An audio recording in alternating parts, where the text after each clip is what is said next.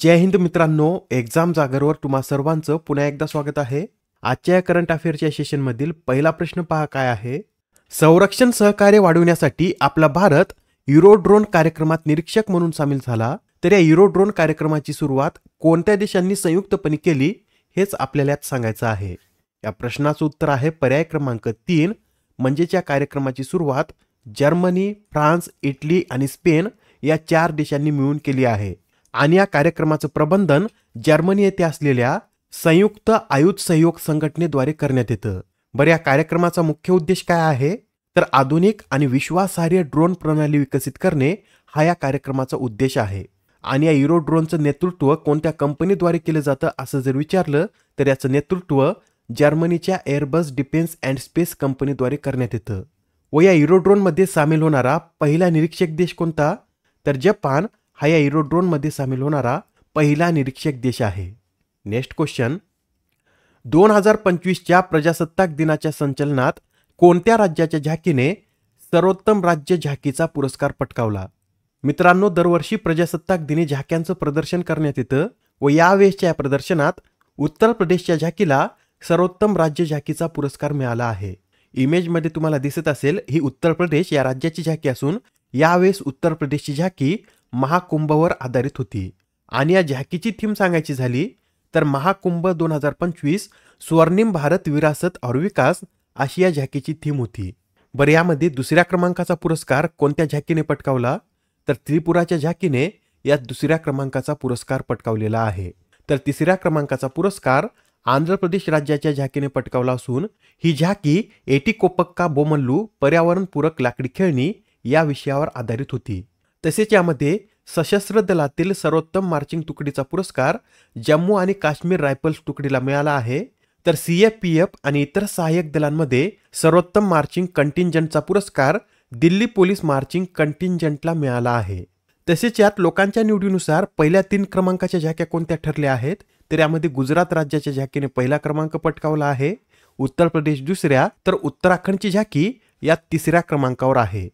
पुढील प्रश्न पहा, खालीलपैकी कोणत्या चित्रपटाला जपान अकादमी चित्रपट पुरस्कारासाठी नामांकन मिळालं आहे. तर आता जपान अकादमी चित्रपट पुरस्कारासाठी लापता लेडीज या चित्रपटाला नामांकन मिळालं आहे.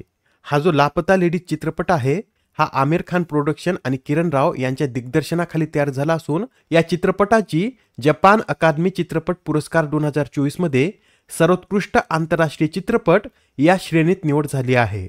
मित्रांनो, 2024 साली जपानमध्ये प्रदर्शित होणाऱ्या एकूण 204 आंतरराष्ट्रीय चित्रपटामधून लापता लेडीज या चित्रपटाने पहिल्या 5 चित्रपटामध्ये स्थान मिळवलं आहे. नेक्स्ट क्वेश्चन, कोणतं राज्य हे भाषिणी सोबत सामंजस्य करार करणारे ईशान्येकडील पहिले राज्य ठरले आहे. या प्रश्नाचं उत्तर आहे पर्याय क्रमांक 1.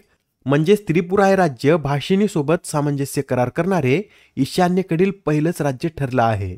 अलीकडेच त्रिपुरामध्ये भाषिणी राज्यम हा कार्यक्रम आयोजित करण्यात आला होता व त्या दरम्यानच त्रिपुरा या राज्याने भाषिणी सोबत हा सामंजस्य करार केलेला आहे. भाषिणी हा इंडिया डिजिटल कार्यक्रमाअंतर्गत सुरू करण्यात आलेला एक उपक्रम असून याचा उद्देश 22 भारतीय भाषांमध्ये सर्व लोकांसाठी अखंड संवाद आणि इंटरनेटची सुविधा सुनिश्चित करणे हा आहे. बऱ्या भाषिणी सोबत सामंजस्य करार करणारे त्रिपुरा हे भारतातील एकूण कितवं राज्य आहे तर असं करार करणारं त्रिपुरा हे भारतातील एकूण 8व्या क्रमांकाचं राज्य आहे. ईशान्येकडील पहिल्या क्रमांकाचं तर भारतातील 8व्या क्रमांकाचं हे राज्य आहे. त्रिपुरा राज्याविषयी थोडक्यात आपण माहिती सुद्धा पाहून घेऊया. त्रिपुरा राज्याची स्थापना 1972 मध्ये करण्यात आली असून स्थापनेनुसार हे भारतातील 20व्या क्रमांकाचं राज्य होतं. त्रिपुराची राजधानी आगरताळा तर सध्या या राज्याचे राज्यपाल इंद्रसेना रेड्डी नल्लू हे आहेत. आणि मुख्यमंत्री कोण आहेत तर माणिक साहा हे त्रिपुराचे सध्या मुख्यमंत्री आहेत. आणि मित्रांनो, त्रिपुरा या राज्यात 2च नॅशनल पार्क असून त्यांची नावे सुद्धा लक्षात ठेवा. क्लाउडेड लेपर्ड नॅशनल पार्क आणि बायसन नॅशनल पार्क हे 2 नॅशनल पार्क त्रिपुरा या राज्यात स्थित आहेत. पुढील प्रश्न पहा, मेरीलेबोन क्रिकेट क्लबच्या सल्लागार मंडळाचे सदस्य म्हणून कोणाची निवड करण्यात आली. तर आता या मेरीलेबोन क्रिकेट क्लबच्या सल्लागार मंडळाचे सदस्य म्हणून जय शहा यांची निवड करण्यात आली. नुकतेच आता MCCने नवीन वर्ल्ड क्रिकेट कनेक्ट्स ॲडवायझरी बोर्डाची स्थापना केली असून यामधील 13 संस्थापक सदस्यांपैकी जय शहा त्यामधील एक सदस्य आहेत. बरं, या वर्ल्ड क्रिकेट कनेक्ट्स ॲडवायझरी बोर्डाचे अध्यक्ष कोण असतील? तर श्रीलंकेचे माजी कर्णधार आणि MCCचे सध्याचे अध्यक्ष कुमार संगकारा हे या बोर्डाचे अध्यक्ष असतील. आणि तसेच या बोर्डाच्या सदस्यामध्ये आपल्या भारताच्या सौरव गांगुली यांना देखील स्थान देण्यात आला आहे. हा जो मेरीलेबोन क्रिकेट क्लब आहे हा जगातील सर्वात प्रतिष्ठित आणि जुन्या क्लबपैकी एक असून याची स्थापना 1787 साली लंडनमध्ये करण्यात आली होती. मित्रांनो, जय शहा यांच्याविषयी हे सुद्धा लक्षात ठेवा.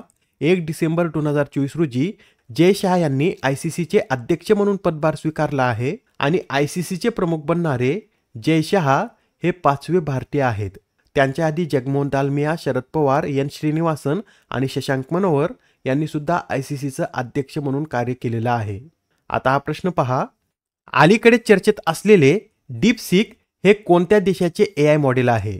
या प्रश्नाचं उत्तर आहे पर्याय क्रमांक 4 म्हणजेच डीपसीक हे चीन या देशाचं AI मॉडेल आहे. आणि आता हे चीनचं AI मॉडेल अमेरिकेच्या ChatGPT व जेमिनी या AI मॉडेलला टक्कर देईल. आणि सध्या तर हे AI मॉडेल ॲपल स्टोअरवरून डाउनलोड होणारं पहिल्या क्रमांकाचं ॲप ठरलं आहे. या एकाच ॲपने अमेरिकेचं शेअर मार्केट सुद्धा पाडलं असून हे डीपसीक एवढं चर्चेमध्ये का आहे? तर डीपसीक हे एक ओपन सोर्स सॉफ्टवेअर असून याची निर्मिती अमेरिकेच्या ChatGPT आणि जेमिनी या AI मॉडेलपेक्षा कमी किमतीत झाली आहे. अमेरिकेच्या या कंपन्यांनी असं वातावरण तयार केलं होतं की असे AI मॉडेल तयार करायचं असेल तर तुम्हाला यात जास्तीत जास्त पैसा इन्व्हेस्ट करावा लागेल. त्यामुळे आपल्या भारतासारखे देश असं AI मॉडेल तयार करण्याचा विचार सुद्धा करत नव्हते. पण चीनने आता कमी पैशात असं AI मॉडेल निर्माण करून अमेरिकेला दणका दिला आहे. हे जे AI मॉडेल आहे याची निर्मिती डीपसीक या कंपनीने केली असून या कंपनीची स्थापना 2023 मध्ये अभियंता लिऑंग वेनफेंग यांनी केली होती. मित्रांनो, सध्या याविषयी एक मीम सुद्धा खूप व्हायरल होत आहे. यामध्ये आपल्या भारताची स्थिती आपल्याला दिसेल. पहा, अमेरिकेकडे ChatGPT, X आणि मेटा AI आहे. चीनकडे डीपसीक आहे आणि आपल्या भारताकडे काय आहे? अशा मीम खूप व्हायरल झाल्या असून यानंतर आता केंद्र सरकारला सुद्धा जाग आली असून आपल्या केंद्र सरकारने पुढील 10 महिन्यात स्वतःचं AI मॉडेल तयार करण्याचं घोषित केलं आहे. ठीक आहे, तर आता हा प्रश्न पहा. कोणती कंपनी ही RBI आणि येस बँकेच्या भागीदारीत CBDC सुरू करणारी भारतातील पहिली फिनटेक कंपनी बनली आहे? तर आता RBI आणि येस बँकेच्या भागीदारीत CBDC सुरू करणारी मोबिक्विक ही भारतातील पहिली फिनटेक कंपनी ठरली आहे. बरे, CBDC म्हणजे काय? तर सेंट्रल बँक डिजिटल करन्सी व आता सेंट्रल बँक डिजिटल करन्सी अथवा ई-रुपी सुरू करणारी मोबिक्विक ही भारतातील पहिलीच फिनटेक कंपनी ठरली आहे. मित्रांनो, अत्यंत महत्त्वाचा प्रश्न आहे. येणाऱ्या एक्झाममध्ये हा प्रश्न आपल्याला विचारला जाऊ शकतो. तर हा प्रश्न IMP म्हणून नोट करून घ्या. Next question. आंतरराष्ट्रीय सरस्वती महोत्सवाचे आयोजन कोठे करण्यात येत आहे? तर हा जो आंतरराष्ट्रीय सरस्वती महोत्सव आहे याचं आयोजन हरियाणा या राज्यामध्ये करण्यात येत असून या महोत्सवाचं उद्घाटन 29 जानेवारी रोजी हरियाणाचे मुख्यमंत्री नायब सिंग सैनी यांनी केला आहे. हा जो कार्यक्रम आहे हा 4 फेब्रुवारीपर्यंत चालेल. पुढील प्रश्न. अलेक्झांडर लुकाशेन्को हे कोणत्या देशाचे सलग 7व्यांदा राष्ट्राध्यक्ष बनले आहेत? तर हे जे अलेक्झांडर लुकाशेन्को आहेत हे बेलारूस या देशाचे सलग 7व्यांदा राष्ट्राध्यक्ष बनले आहेत.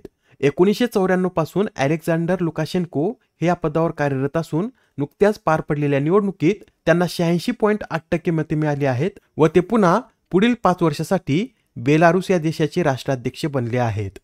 आजच्या सत्रामधील शेवटचा प्रश्न पहा.